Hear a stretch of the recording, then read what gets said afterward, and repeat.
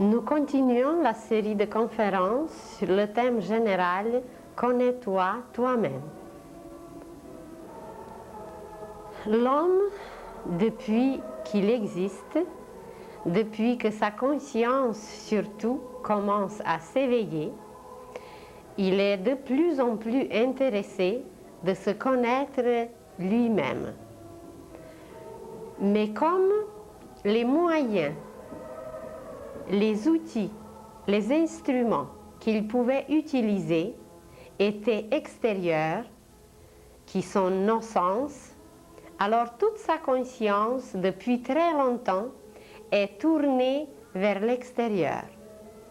Et c'est présentement seulement que l'homme atteint un état d'éveil, un état d'adulte, où il pourra s'observer, où il pourra se connaître, où il pourra faire des recherches et extérieurement et intérieurement. Des grands philosophes initiés, des maîtres, nous ont laissé des formules magiques, nous ont laissé des maximes occultes qui peuvent nous guider, ou juste une seule phrase peut être le programme de nos plusieurs vies.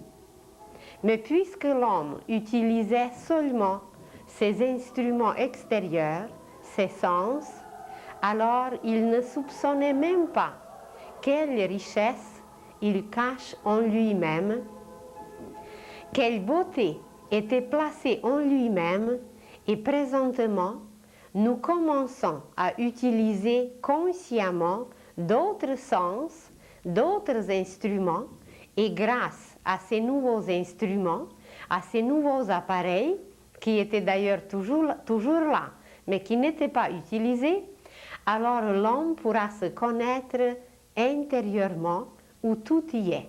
Car nous avons déjà dit que l'homme, c'est un univers. Tout ce qui existe dans l'univers existe en nous. Et en apparence, il y a le monde extérieur et le monde intérieur. Mais le monde extérieur, c'est un miroir.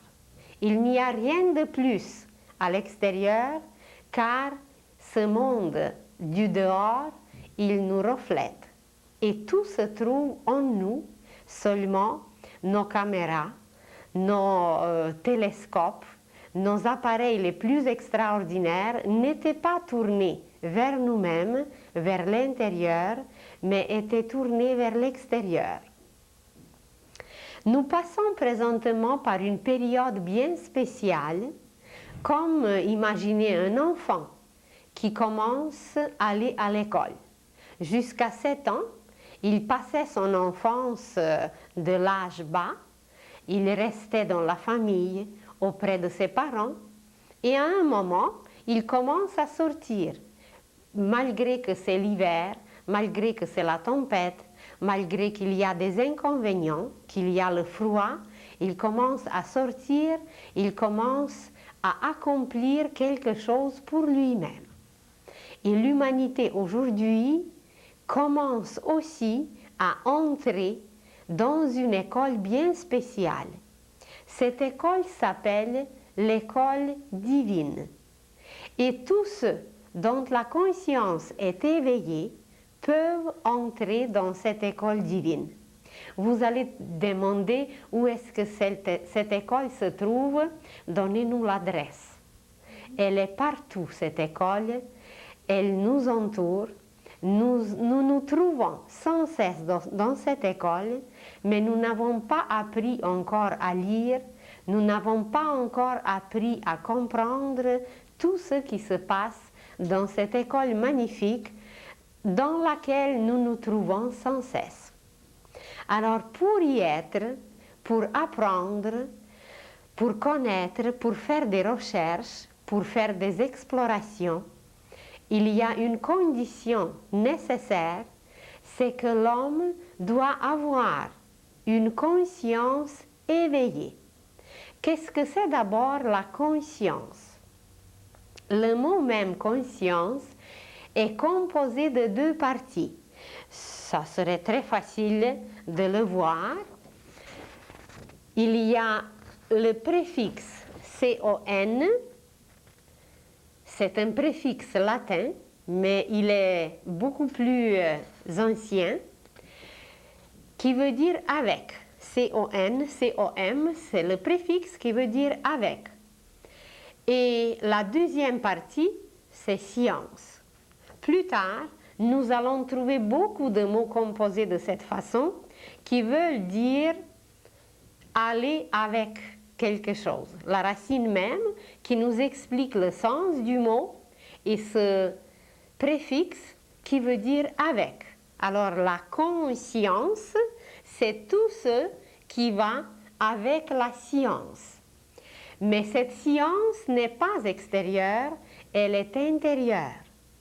Il existe la science extérieure qui est connue par les scientifiques, qui est connue par l'humanité, par les branches de sciences, de l'éducation, etc. Mais il existe une autre science qui est la science intérieure. Et cette science intérieure s'appelle conscience. Plus nous sommes éveillés, plus nous sommes capables d'accomplir certaines choses, certains actes, certaines actions, plus nous sommes conscients. Un autre mot de ce genre, par exemple, connaissance. Connaissance, nous en parlerons encore une autre fois. Connaissance, c'est tout ce qui va avec la naissance. Naissance, avec. Naître, avec. Donc la connaissance, c'est tout ce qui passe, qui va, qui se reproduit à partir de la naissance. Mais nous en parlerons plus tard. Donc la conscience, c'est une science intérieure que nous avons accumulée et que nous continuons à accumuler, à acquérir à travers tous nos gestes, à travers tous les événements par lesquels nous passons, à travers toutes nos actions que nous accomplissons. Et cette action qui s'accumule, elle représente en nous par la suite une science. Pendant des millénaires et des millénaires, l'homme accumulait des connaissances, il accumulait certains faits, même scientifiques, mais il n'était pas conscient, ça veut dire il ne se rendait pas compte. Présentement, par exemple, nous possédons en nous des ordinateurs et des appareils extraordinaires que même la science va découvrir bientôt, que même dans nos organes physiques, éthériques, dans nos organes sentimentaux, dans nos organes mentaux, se trouvent des merveilles, mais nous ne nous rendons pas compte. Se rendre compte de quelque chose, c'est d'être conscient. Vous imaginez qu'à la maison, vous avez des enfants. Et vous avez dans la maison les appareils les plus extraordinaires et les plus précis. Vous avez des ordinateurs, des dactylos, vous avez des télescopes, des microscopes. Mais un enfant n'est pas du tout conscient de la valeur, de l'utilisation, de tout ce que ces appareils représentent. Alors l'homme, il est un peu comme un enfant, car notre corps, seulement notre corps physique, c'est toute une maison, c'est toute une bâtisse, c'est toute une installation. D'ailleurs, on nous a dit, ne savez-vous pas que vous êtes le temple de Dieu? Alors si nous sommes un temple, il y a des installations magnifiques en nous, exactement comme dans les temples, surtout jadis où il y avait des merveilles.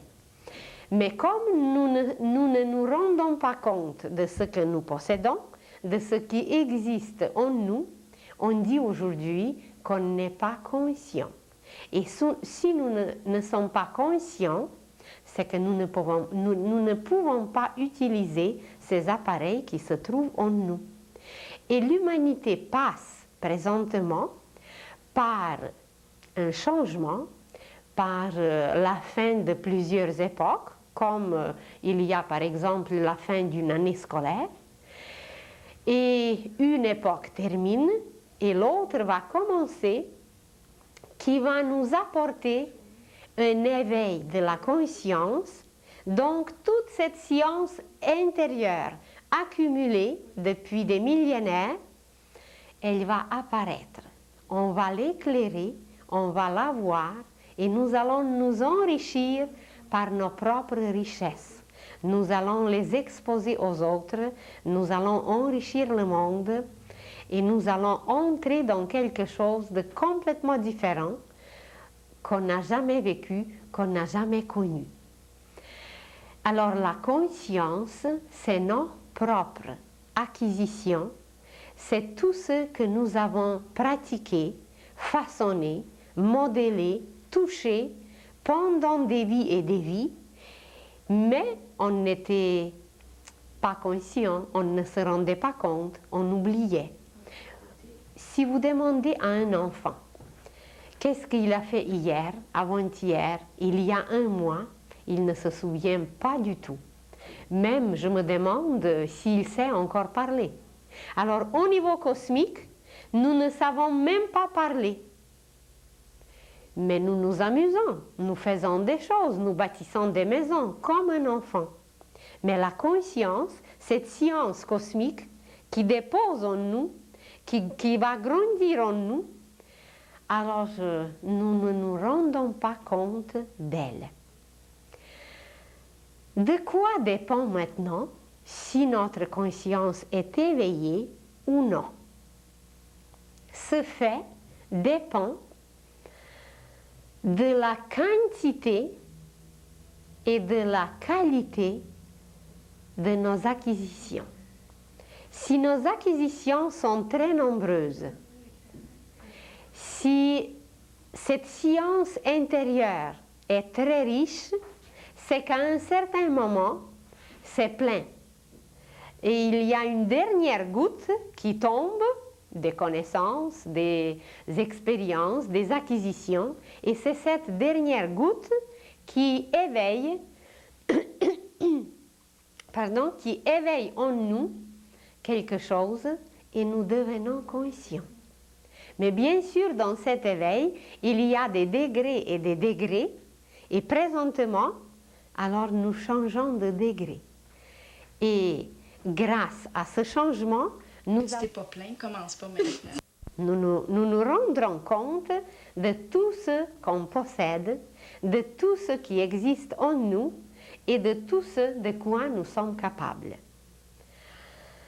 Alors, la quantité et la qualité de nos acquisitions, de notre propre science, de notre propre richesse intérieure, nous donne aujourd'hui la possibilité de nous connaître un peu plus, parce qu'il y en a encore pour des siècles et des siècles, ou même pour des millénaires, à se connaître, à chercher, à découvrir, à explorer. Alors l'humanité entière passe par un éveil de la conscience. Ça peut être comparé avec un jeune homme, une jeune fille qui a atteint 18 ans.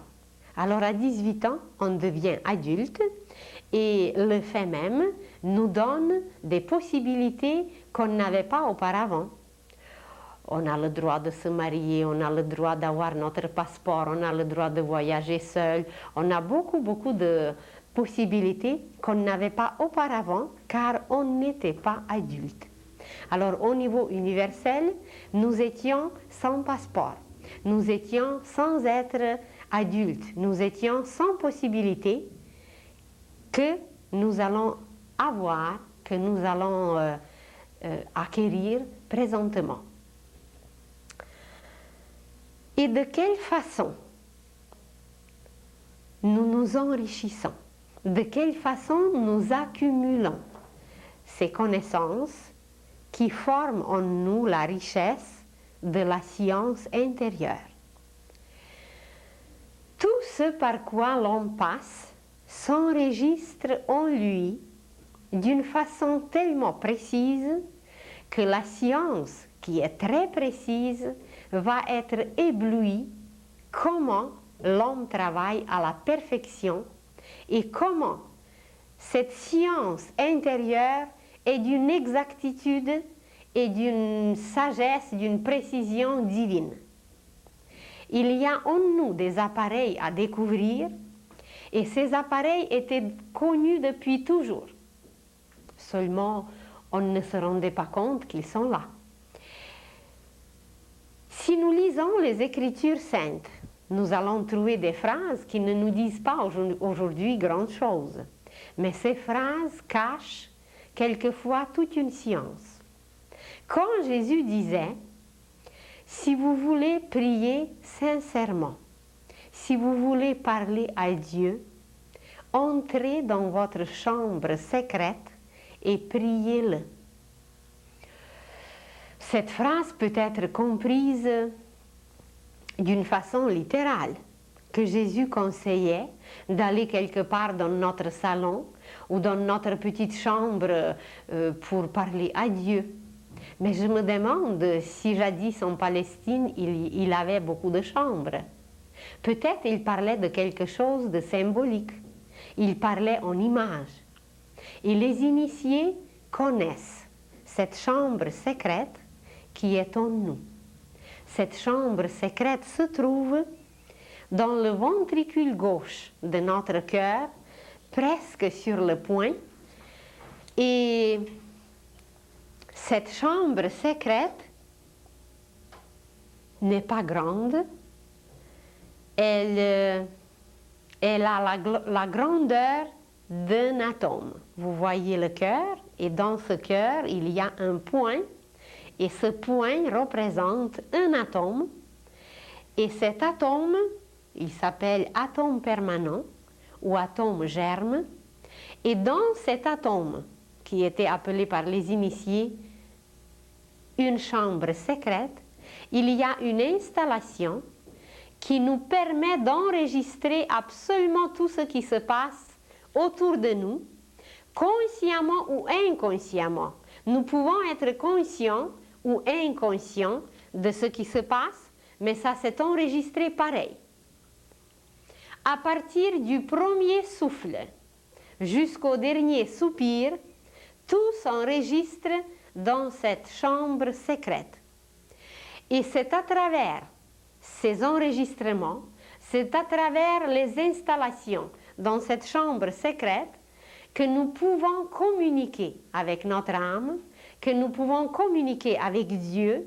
Donc si Jésus nous envoyait dans cette chambre, c'est qu'il connaissait comment ça marche, il connaissait comment on peut téléphoner à notre âme, à notre esprit, à Dieu. Il savait ce qui se trouve dans cette chambre secrète. Et nous en parlerons plus tard encore, que c'est non seulement pendant la vie que cette chambre secrète est importante, mais même après, quand nous passons ailleurs, tous les enregistrements qui étaient pris, tous ces enregistrements ont une importance inouïe. Alors, pour que notre conscience un jour soit éveillée, pour que nous devenions conscients un jour de nous-mêmes, de tout ce qui nous entoure, de l'univers, c'est le travail dans cette chambre secrète qui est extrêmement important, car tout s'enregistre. Et cette richesse intérieure, ces acquisitions que nous possédons, que nous avons, eh bien, elles sont en nous. Il y avait jadis un roi. Et ce roi possédait la vérité. Et quand il était assez âgé, il n'osait pas de laisser cette vérité comme ça, n'importe comment, et il voulait la cacher pour des générations futures. Alors, comme il ne trouvait pas l'endroit où la cacher, il a demandé ses 3 conseillers, c'était des hommes sages, il les a demandés pour lui trouver un endroit où cacher la vérité. Et ils se sont mis à chercher, ils se sont mis à méditer où cacher la vérité. Alors le plus âgé demande quelques heures de réflexion. Il dit, je vais réfléchir, donnez-moi le temps. Alors, il médite, il réfléchit, et après un moment, il dit, je crois que ça serait très bien si nous allons cacher la vérité au fond de la terre. L'homme, même s'il va creuser, il trouvera difficilement. Le plus jeune, il dit, oh, je ne suis pas certaine que c'est un bon endroit, car il va creuser jusqu'à ce qu'il la trouve. Alors il dit, donnez-moi quelques instants, je vais réfléchir aussi, où on pourrait la trouver, cachée. Et il s'est mis à méditer, à réfléchir, et après un instant, il dit, moi je crois qu'il faut la cacher dans les profondeurs de la mer. Alors le troisième dit, oh, il dit, l'homme va trouver des moyens pour pénétrer non seulement la terre, mais même la mer. Donnez-moi aussi la possibilité de réfléchir. Et après un instant, il dit, je crois que le meilleur endroit, ça serait le cœur humain. L'homme va se précipiter, il va aller partout, mais il ne pensera jamais que la vérité est si près de lui. Il faut qu'il la vive pour la trouver.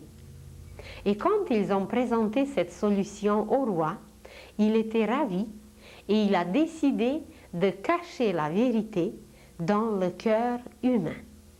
Et c'est là que depuis, elle se trouve, et c'est à travers cet atome permanent que nous accumulons toutes nos vérités jusqu'à ce que nous devenions conscients d'une seule vérité divine. Car avant de se rendre à la vérité divine, qui est unique, nous passons par des degrés et des degrés, des demi-vérités, des degrés de petits mensonges, des grands mensonges, encore plus grands mensonges, qui commencent ensuite à diminuer, et finalement, nous allons nous trouver un jour dans une seule vérité, dans la vérité divine. Mais avant de s'y rendre, chaque expérience, chaque chose que nous avons touchée, chaque chose que nous avons expérimentée, qui nous a enrichis, elle nous permet de pénétrer, de vivre un nouveau degré de la vérité. Et c'est à travers ces vérités qui s'accumulent dans notre cœur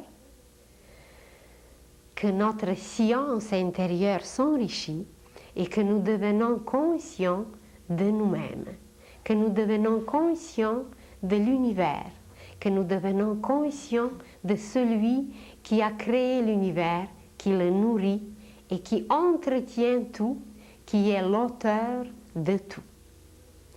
Alors imaginez maintenant quelqu'un qui a accumulé beaucoup de connaissances, qui a pratiqué cette connaissance, qui a appliqué cette connaissance et qui possède une richesse intérieure. Alors grâce à cette richesse, dès qu'il va se trouver devant un fait nouveau qui a une ressemblance avec quelque chose par quoi l'homme a déjà passé, cette ressemblance va nous permettre de devenir conscients de ce qui est devant nous. Cette chose nous sera familière, elle ne sera pas étrangère, nous allons l'accepter très facilement et elle va nous paraître qu'elle nous appartient. Par exemple, vous entendez pour la première fois parler de quelque chose et on parle en apparence d'une chose complètement nouvelle que vous n'avez jamais entendue, mais cette chose vous paraît tellement simple, tellement familière, que vous l'acceptez immédiatement et vous ne vous étonnez même pas que vous l'avez acceptée. Elle vous a enrichi, cette nouvelle chose, cette nouvelle pensée, cette nouvelle situation, ce qui s'est présenté, et on vit une joie intérieure que personne ne peut nous enlever. c'est que nous avons découvert, nous avons trouvé une petite particule qui nous est proche, qui nous appartient.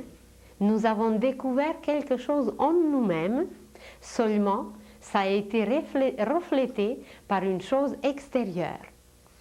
Et ce reflet extérieur nous a rappelé que ça existe déjà en nous.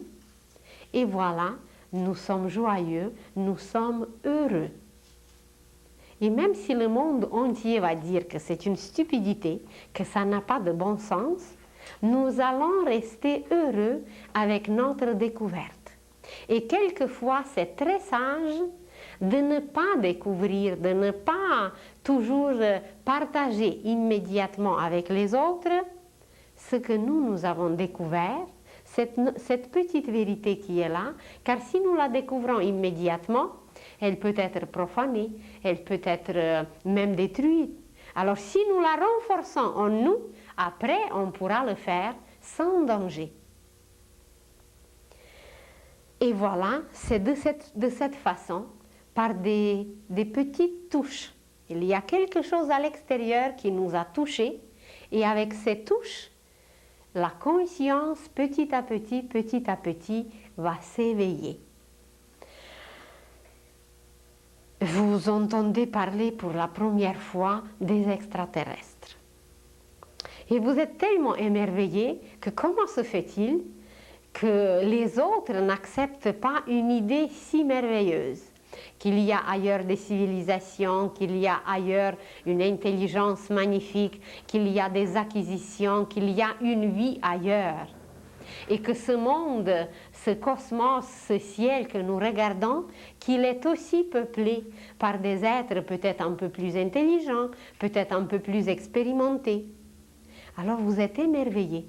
Et il y a votre ami ou quelqu'un d'autre, votre mari, qui n'accepte pas du tout cette idée et qu'il trouve que c'est stupide et que ça n'a aucun sens. Et vous vous étonnez, comment se fait-il qu'un être qui vous est cher, qui vous est proche, comment se fait-il qu'il a tellement de difficultés de comprendre une chose si simple? C'est que ces expériences intérieures, cette acquisition dans sa chambre secrète, ne lui permet pas encore à accepter une vérité. Tandis que les expériences de quelqu'un d'autre sont beaucoup plus riches, sont beaucoup plus nombreuses, et grâce à cela, alors cette nouvelle idée se place, et voilà, c'est facile de l'accepter. Comment maintenant ce processus d'éveil de la conscience se passe?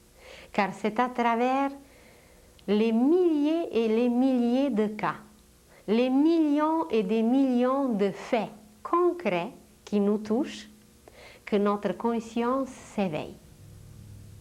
Nous parlerons plus tard même de deux façons par lesquelles la conscience s'éveille. Juste pour les curieux, on pourrait le dire que la conscience s'éveille ou par la joie ou par la souffrance. Mais il faut déjà être très sage pour que la conscience s'éveille bien, rapidement, par la joie.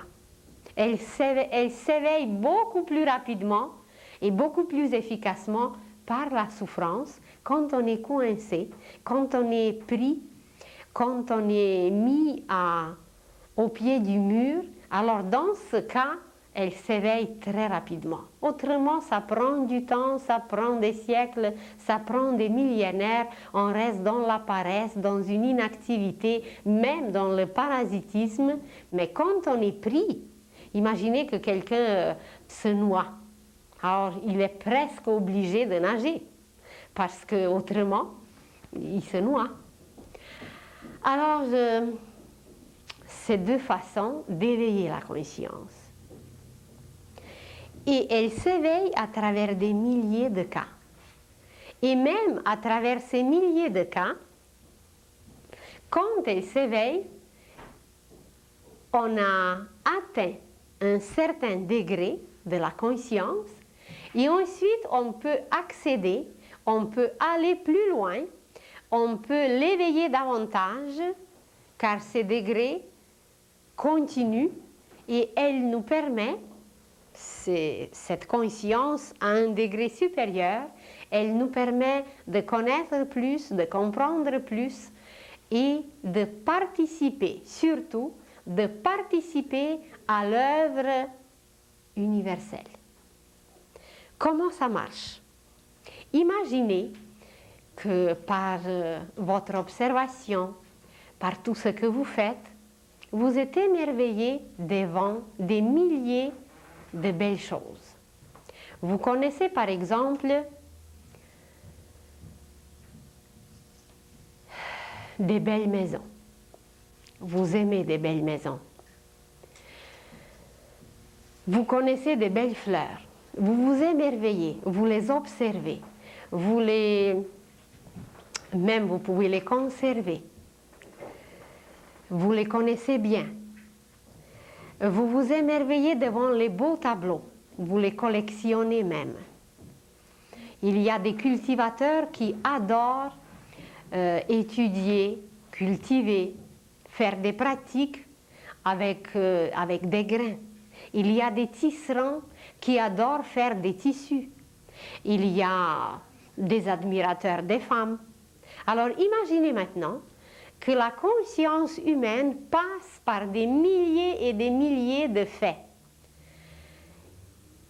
Il y a des belles maisons, il y a des belles semences, il y a des belles fleurs, il y a des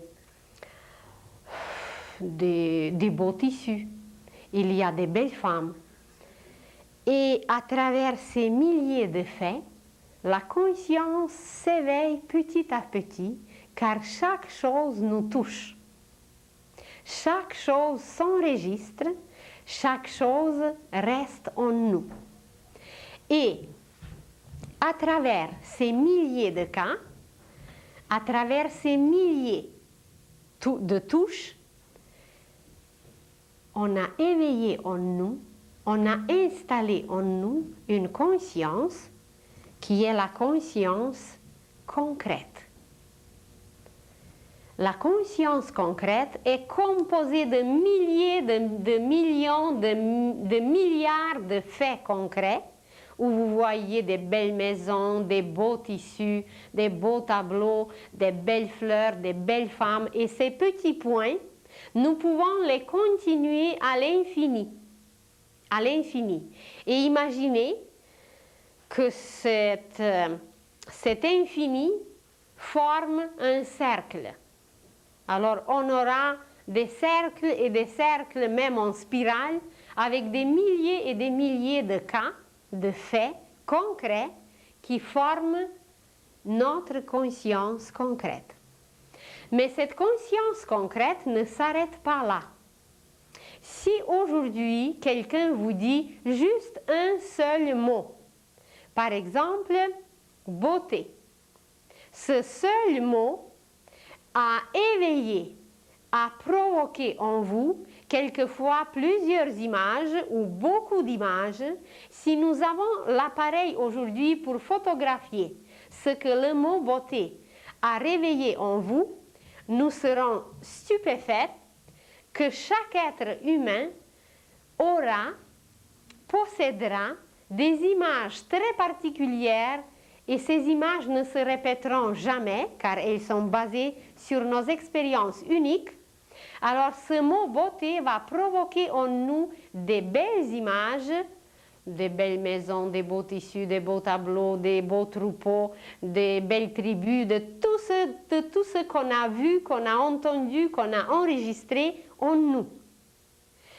Alors ce mot beauté est basé sur quelque chose de concret qui s'est accumulé, qui était analysé depuis des millénaires à plusieurs reprises, et ces faits concrets se sont confondus, se sont fusionnés, unis en un seul mot qui est présentement beauté. Et ce mot beauté représente une conscience, un degré nouveau de la conscience qui est la conscience abstraite. Il n'y a plus en réalité, dans le mot même, il n'y a aucune image. Cette image abstraite, elle est basée sur des milliers de faits concrets. Mais le mot beauté même, il est abstrait. Par exemple, vous entendez la liberté, vous entendez l'absolu, vous entendez la réalité. Beaucoup de mots qui représentent aujourd'hui une synthèse de ce qu'on a vécu. Et cette synthèse, en nous, représente la conscience abstraite. On n'a pas besoin aujourd'hui d'expliquer à quelqu'un qu'est-ce qu'est la liberté. Un va s'imaginer un homme qui est libéré de la prison. Quelqu'un d'autre va imaginer une décision prise librement.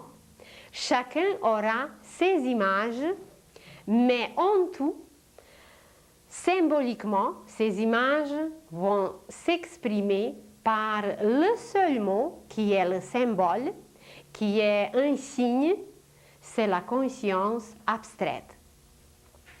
Alors, imaginez maintenant le progrès que nous avons fait dans notre conscience si on peut remplacer aujourd'hui des millions et des milliards de cas, d'images concrètes, que nous pouvons les remplacer par un seul mot qui n'a même pas d'image.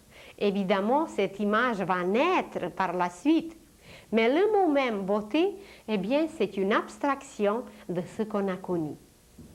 Mais sur ce degré abstrait de la conscience, ça ne s'arrête pas. Nous pouvons dire aujourd'hui cosmos, l'univers. C'est une abstraction de tout ce qui existe dans l'univers. Nous disons une maison, mais imaginez seulement le matériel qu'il faut pour la construction de la maison. Imaginez maintenant le nombre des clous. Imaginez les murs, imaginez des poutres, imaginez le plancher, le toit, sans parler des installations. Il y a l'installation de téléphone, d'eau, de chauffage.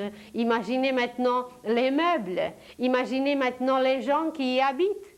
Imaginez maintenant la joie, les prières qui se sont passées dans cette maison et les murs sont imprégnés de tout cela. Et quand nous disons une maison, ça nous paraît que c'est concret. Mais en même temps, c'est déjà une abstraction, car cette maison est remplie, elle est bâtie de milliers de cas. Et même si la maison même peut être une abstraction, comme beauté d'ailleurs, ce niveau abstrait de la conscience, ce n'est pas tout. Moi, je serais intéressée, qu'est-ce que produit cette beauté? Qu'est-ce que donne une belle maison? Qu'est-ce que donne une belle fleur?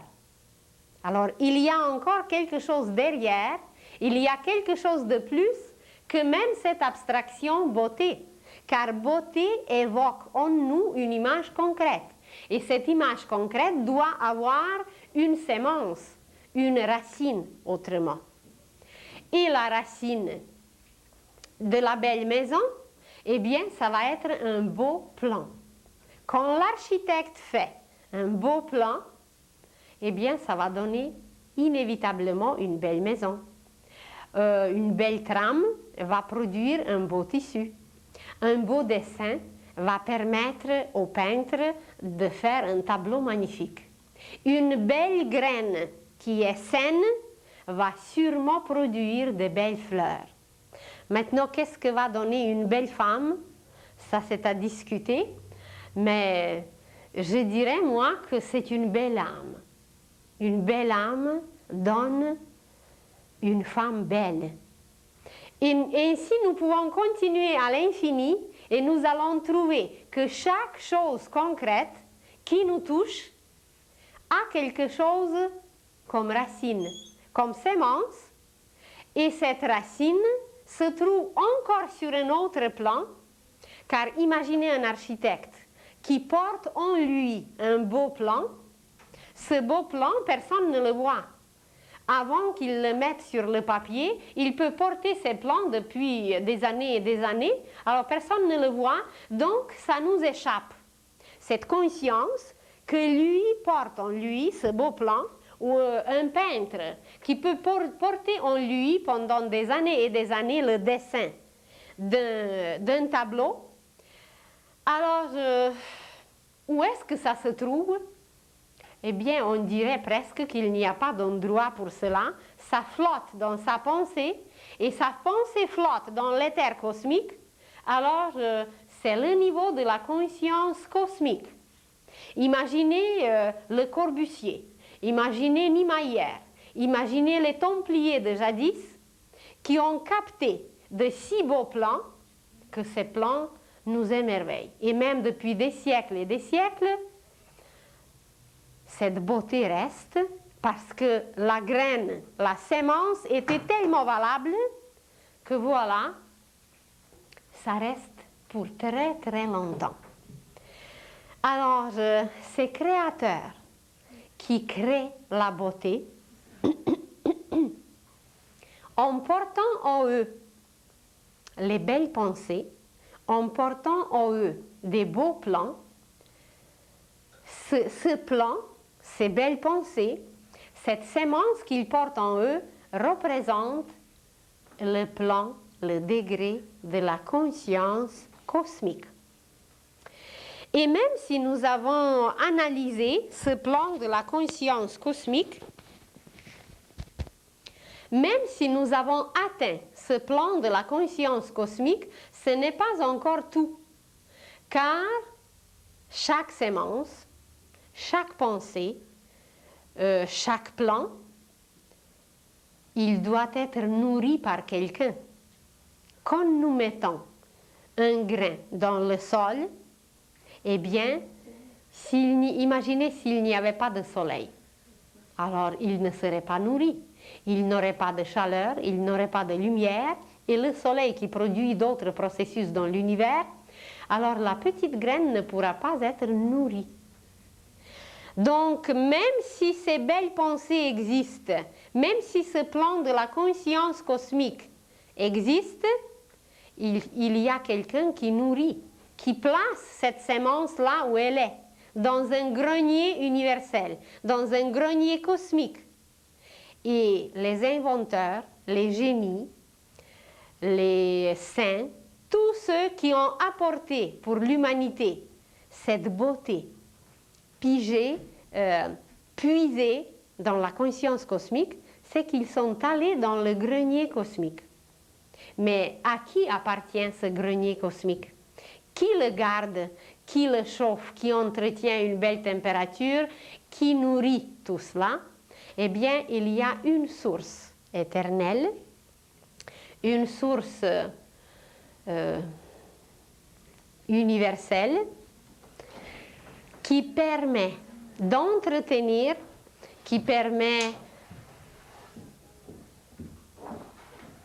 de vivre, qui permet de capter toute cette richesse qui a existé depuis toujours, qui existe depuis toujours.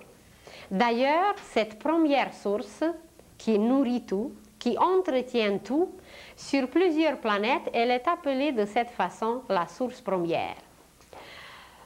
Certains êtres dans l'univers l'appellent l'intelligence cosmique, l'intelligence infinie. On l'appelle le tout, on l'appelle le créateur, on l'appelle le Père, on l'appelle le penseur universel. Il y a beaucoup de noms, et chez nous, le nom le plus familier, le plus utilisé, c'est Dieu. On dit aussi créateur, on dit aussi Seigneur. Alors Seigneur, c'est le propriétaire de toutes les splendeurs, de tout ce qui existe dans l'univers, de tout ce grenier immense d'où nous pouvons puiser des merveilles, les synthétiser ensuite vers le bas et les diffuser, les concrétiser, les réaliser encore sur un degré plus bas. Alors nous avons monté à partir de la conscience concrète d'en bas nous avons monté à la conscience abstraite, ensuite à la conscience cosmique et ensuite à la conscience universelle. Parce qu'on a commencé comme les enfants en touchant.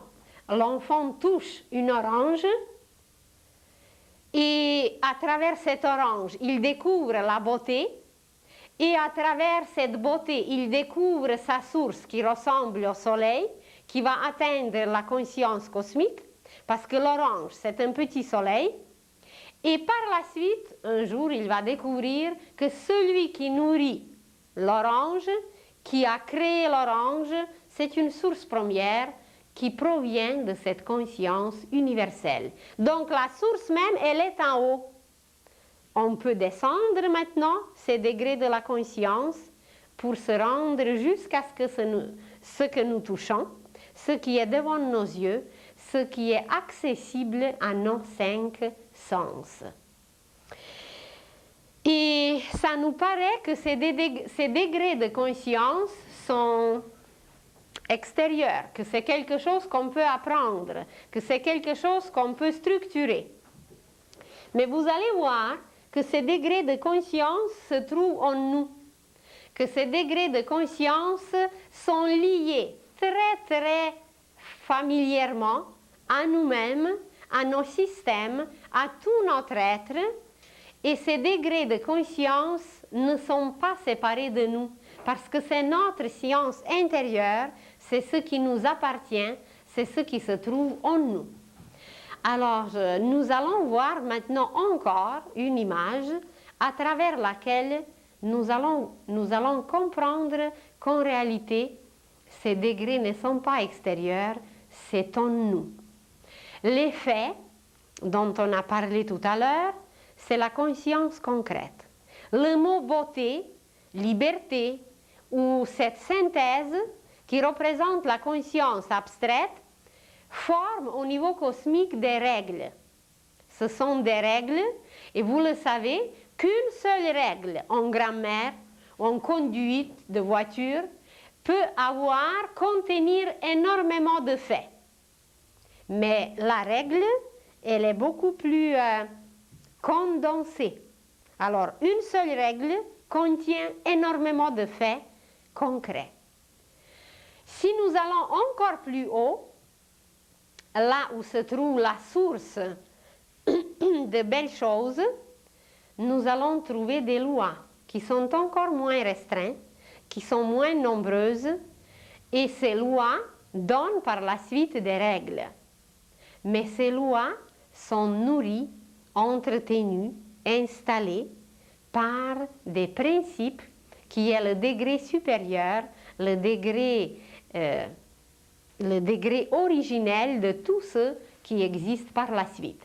Et il existe seulement 10 principes dans l'univers qui correspondent aux 10 premiers chiffres, et même ces 10 peuvent être modifiés, diminués en un seul principe. Par exemple, si nous prenons 2 feuilles, nous allons avoir 1 et nous allons avoir ensuite le 0. Alors, 2 feuilles, on les plie, c'est pas la magie, c'est très simple. J'avais ici 2 feuilles. Alors, je vous présente 1. Ça, c'est 1. Et maintenant, ce 1, quand il va être plié de façon différente, eh bien, il pourra former des chiffres. Et ce 1, comme nous allons le plier complètement, le rouler si on veut, eh bien, il va former le 0. Mais c'était toujours 1. Alors, les hindous appellent 1 Dieu manifesté. Et il appelle 0, qui est 1 aussi, mais qui est fermé. Ce 1, c'est Dieu non manifesté, qui est l'œuf. Et un jour, nous parlerons de la Trinité Sainte. c'est ce qui se trouve dans l'œuf. Il y a le jaune, le blanc et la coquille. Alors l'œuf, c'est le blanc complet, c'est la non-existence, c'est Dieu non manifesté. Et quand il se manifeste, il devient un. Et si nous plaçons maintenant un manifesté, ça va être de ce côté pour donner 10, ou de ce côté, ici. Alors, si nous plaçons un qui est manifesté avec le non manifesté, ça va donner 10. Ça va donner 10. Et c'est à cause de ce Dieu manifesté et non manifesté qu'il y a 10 principes. Mais en réalité, ces 10 principes sont toujours unis, se trouvent au complet dans un seul. Et ce 1, si on le plie de façon différente, ça va donner les chiffres de 1 au 10, qui est toujours 1, seulement plié ou déplié, manifesté ou non manifesté. Et ce principe, il est très simple, il s'appelle 1, il s'appelle le tout, il s'appelle la source, c'est ce principe qui régit tout, qui manipule tout dans l'univers, qui crée tout. C'est le principe créateur. Ensuite, ces degrés de la conscience correspondent pour les astrologues. Ça correspond aux 4 éléments. Vous allez voir que le degré concret, c'est la Terre. Les faits représentent la Terre. La beauté, les règles, le degré de la conscience abstraite, c'est de l'eau, c'est l'eau. Les lois, c'est l'air, la conscience cosmique, et la conscience universelle, c'est le feu. Et ces 4 degrés, ces 4 éléments, nous les trouvons en nous sous une autre forme. Le système osseux, c'est la terre en nous, c'est les faits qu'on peut compter, c'est tangible. Le système circulatoire qui a ses règles, qui a ses battements de cœur, c'est l'eau en nous, c'est ce qui coule. Il y a des règles très strictes à suivre. Imaginez si le cœur saute quelques battements, qu'est-ce que ça donnerait? S'il ne suivait pas des règles, ben, ça va être déréglé et ça donne des crises cardiaques. Alors, on suit des règles au niveau de la conscience abstraite qui est représentée en nous par eau, par le système circulatoire. Au système respiratoire correspondent des lois, l'air. Imaginez aussi si on s'arrête de respirer. Sans eau, on peut exister quand même plusieurs jours. Sans manger, qui est terre, fait, concret, 2 oranges, 5 pommes, 3 tranches de pain. On peut vivre même des semaines sans manger. Mais sans eau, on peut vivre moins, sans air encore moins. Essayez de ne pas respirer pendant une demi-heure. Donc les lois sont encore plus importantes. Elles correspondent au système respiratoire en nous. Et imaginez maintenant vivre sans chaleur. Vous allez dire, oui, en hiver, c'est pas chaud, ou par exemple dans les prisons, il n'y a pas de chaleur. Mais il ne s'agit pas de cette chaleur extérieure, il s'agit de la chaleur intérieure. Quand la chaleur intérieure nous quitte, le corps meurt. Alors, le principe en nous, c'est cette chaleur, ce feu sacré que nous possédons. Il est impossible de vivre au corps sans principe. Alors, le principe est tellement enraciné en nous que même pas un instant, parce que sans respirer, on peut quand même rester jusqu'à quelques minutes. Mais sans ce feu, pas un instant. Alors, voyez comment le principe est en nous, installé le plus fortement. Les faits, ça va. On est allé en Irlande pendant le jeûne, dernièrement, je crois, jusqu'à 70 jours, 72 jours. Mais sans feu, il n'y a aucune mesure. Il n'y a aucun instant qui peut être mesuré pour exister sans feu. Et ce feu est présenté en nous par le système nerveux. Alors, les principes sont en nous, les lois sont en nous, les règles et les faits. Donc, tous les degrés de la conscience se trouvent en nous. Et on pourra aller encore plus loin avec ces degrés de la conscience, car il existe en nous une conscience individuelle qui veut tout ramasser pour nous-mêmes. Ensuite, il existe une conscience collective qui nous permet quand même de tenir compte de nos voisins, de tenir compte des chauffeurs d'autobus quand ils sont en grève, de tenir compte de tout ce qui se passe autour. C'est la conscience collective qui correspond à la conscience abstraite. Cette conscience collective ensuite monte à une conscience fraternelle que Jésus préconisait tant et qu'on n'a pas encore réalisé. Mais bientôt, nous allons réaliser cette conscience cosmique, christique en nous, et voilà, on va avoir une conscience fraternelle.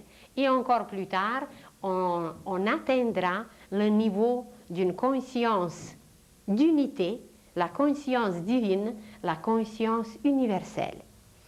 Et présentement, l'humanité va monter jusqu'à la conscience christique, cosmique, jusqu'à la conscience fraternelle. C'est ce degré que nous allons atteindre présentement. Alors, il y a des merveilles qui se trouvent en nous, qui étaient placées en nous depuis toujours, qui se passent en nous, mais nous ne sommes pas conscients de tout cela. Et à partir même peut-être de cet instant, nous allons nous découvrir, nous allons nous émerveiller à quel point nous sommes riches et à quel point l'avenir qui nous attend est superbe, merveilleux et riche.